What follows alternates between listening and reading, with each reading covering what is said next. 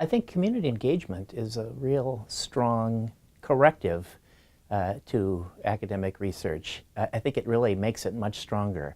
Academics have a tendency to have big ideas about how the world ought to change, but unless they're involved in the real world with communities, and I think of communities as neighborhoods, but also political communities,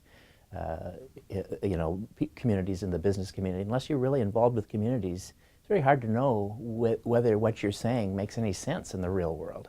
We rarely talk about public policy in our work without talking to community groups on both sides of every issue, the government entities that are involved, people that are pro and con. It's a critical way to make your research much stronger. Well, I spent a lot of time working on the disparate impact rule and the affirmatively furthering fair housing rule with the Obama administration. And I think listening to the perspective of the financial industry, listening to the perspective of people who lost their homes in the mortgage crisis, I think thinking about trying to find a practical way through that and actually getting a rule passed and made into law. And in the disparate impact case, we have gotten that finally made into a law for the first time in 50 years.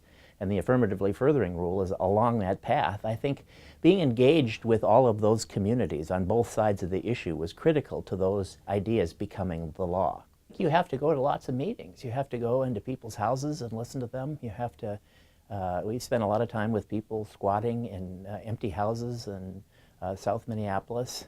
We've spent a lot of times listening to lawyers talk about what the meaning of statutes are, legal aid lawyers and lawyers for cities, without being involved with people, without hearing their stories, without seeing what their lives are like. It's really hard to both imagine what the challenges that they are facing, but also how they can become involved in some effort to make things less terrible in their lives. I think there's nothing that I feel more proud about than watching these students that I had as young people go off and really make the world better.